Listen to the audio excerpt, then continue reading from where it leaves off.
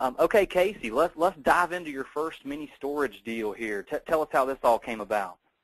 Well, I found my first real estate deal by a mailer. I went out there and just started direct mail to people, and it's not the easiest or best way to find leads, but I tell you, I sent out a lot of letters and just got on the phone and just started talking with owners, and that's the only way you're going to find a motivated and willing owner is to get them on the phone or send them some kind of direct mail piece and follow up with them and build a relationship.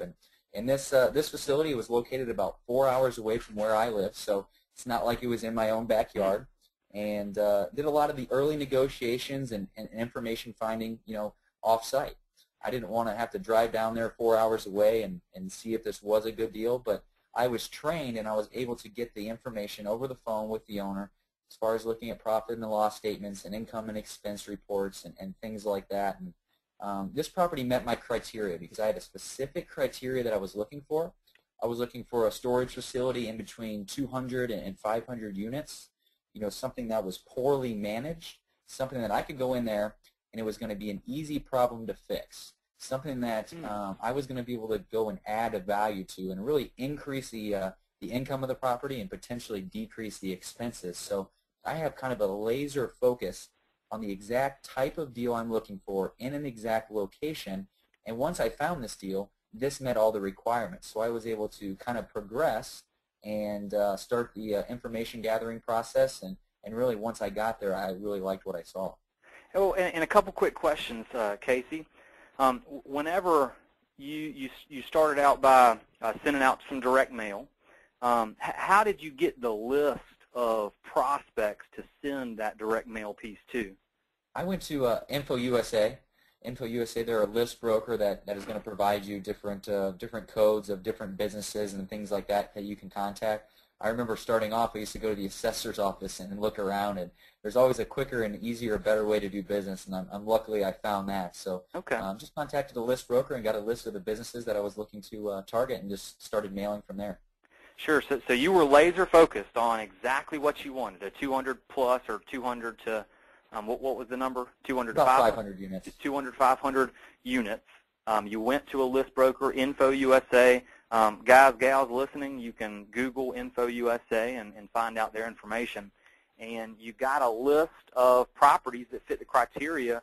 I guess, did you get the list just in your state or in a few specific areas that you had targeted that you wanted to focus in? Yeah, I started in my state of Indiana. I'm in Chicago now, but then I went westward over to Illinois, targeted there, and then did my last mailer down in the state of Georgia where I had family. So I kind of send them out in my own backyard first, and that's what I would suggest for investors. Try to look to invest in your own backyard and then go elsewhere after that. Well, and how many letters, just estimate, if you can, how many letters did you send out before getting that first deal? Before getting that first deal, and a lot of students are probably not going to like this answer just because everybody wants a quick fix, but there's no such thing in business. There's not that get rich quick scheme that a lot of people out there project, but I sent out a couple thousand letters, and of those couple thousand, I built some really good relationships, not only with people that wanted to sell, but potential investors too. So I mailed out not just once, but numerous times, and that's what sometimes it takes, just that extra little follow-up. Exactly. I see some investors who I'll suggest several different marketing techniques, and we get to direct mail, and they try a batch of 200 letters, send them out once to a prospect list, and then say that it doesn't work when they didn't get a deal out of it, or maybe they didn't even get a phone call. But you just stuck to it. You kept sending out the letters. You kept following up. You sent them multiple times, and then you had a deal on your hands. Exactly. And this deal, it met my criteria. My criteria was to find a poorly managed facility, and this one, it met everything that I really wanted. It had below market rents, below market occupancies, and it was lacking amenities that competitors had to really let this property perform to its potential. You can see the office picture there. That was the office that they used or did not use. They didn't even have an on-site office. They had poor signage. They had no amenities as far as security gates or anything else that was going to really tell a customer, hey, you should rent here with us. They weren't very organized. They didn't have any management systems in place. Wow. Shoot, Patrick, they managed their rent roll via a dry erase board. And oh my God! I think you kind of know that's probably not the best way to do it. So well, but one of my questions is going to be, especially from being however many miles it was from home, I was going to ask, was there any one thing that just tipped you off to it being a potentially great deal on your hands? I guess, could you just tell that that they didn't have any systems in place, or you started to ask them some of the questions and they either couldn't answer? Or well, yeah, I mean, they didn't have a website.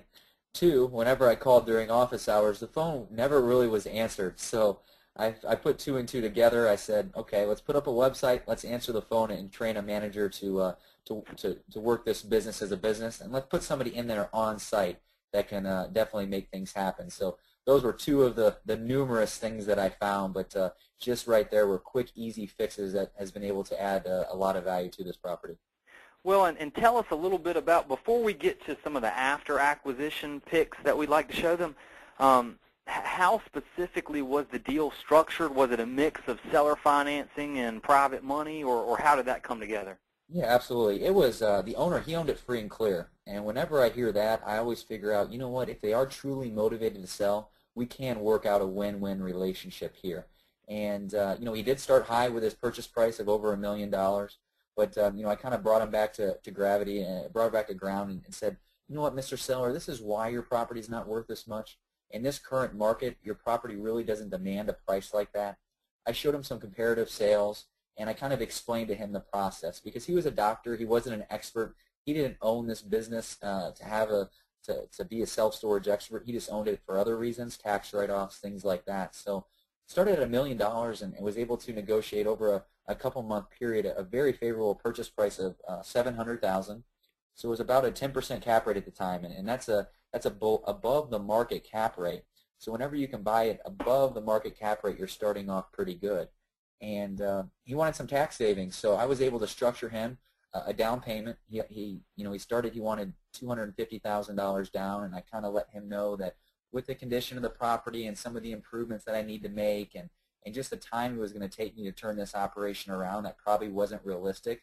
So ended up negotiating him down to a $133,000 down payment, and he carried the balance of $567,000, and he carried that balance for a 4-year term at 6% interest and a 4-year balloon. So at the end of those 4 years, I will have to refinance and pay him back. Now, I did need a down payment, and I did need some money for the improvements that you're going to see here. So I went to a private investor, somebody else that was in my circle that I've already developed a relationship with, that I said, look, this is what I'm doing, this is what I'm learning, this is who I'm working with, and this is my business plan. So I have about 10 to 20 people in my network right now that know exactly what I'm doing, and they're ready to work the next deal with me, because they're really excited. They see the progress that I'm making, not only on this property but others, and they're ready, and they're in my back pocket because I show them what I do, I show them how I do it, and they're comfortable with me, and they're comfortable with the investment, which we find that self-storage right now on the commercial side is the best asset class there is. So that's kind of how I structured it. I was able to raise $25,000 for the improvements, so my private money loan was about $160,000. Right on. Now, they wanted debt. They were just a debt partner. They did not want any equity uptake or anything like that, which could have worked in this situation, but I would much rather have them as a debt investor. It's a little safer. They're going to be in second position behind the mortgage just in case something happens. And you know what, Patrick, they weren't really worried because they knew I was buying this property below replacement cost and below what it was currently worth in this market, and they knew it was performing so poorly that I could definitely add value to this property. So I have my one note that I pay $3,400 a month on to the owner, and then I have my one note that I pay $1,300 on to the private lender. Okay. And then I have the net operating income of the income minus my expenses, and then I have the debt. And after that, that's when you're going to see if the property is going to be profitable for you or not. Well, and so a couple things on everything you said there. One, whenever you were negotiating with the seller, you mentioned that for tax reasons that I think he was more willing to entertain financing for the property, to entertain seller financing, and that's huge, because especially when you find a free and clear property, bells should just be ringing loudly, because there's so much opportunity if the seller is motivated. And many times you can offer, or you can let them know that by them financing the property over time, by them accepting a lower down payment, then that spreads their taxable gain over time and can be a huge incentive. And I guess, was that the thinking, or is that kind of how you positioned it with the seller?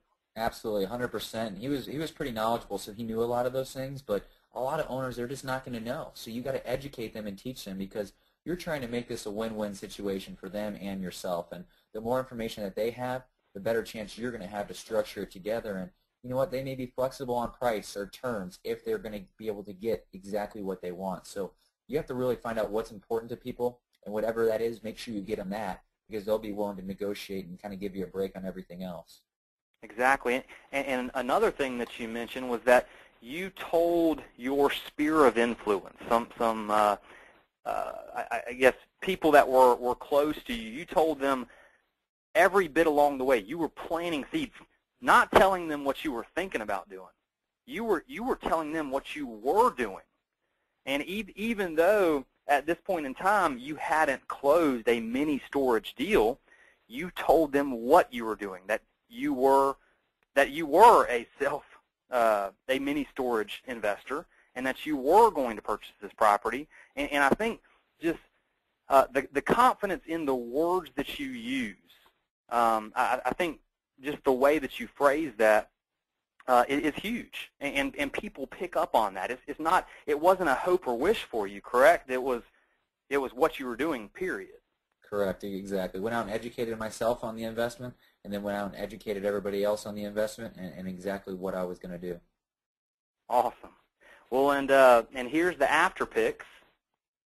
Tell us a little bit about what you did. Okay, let's say you closed on the deal. Immediately after that, what did you do?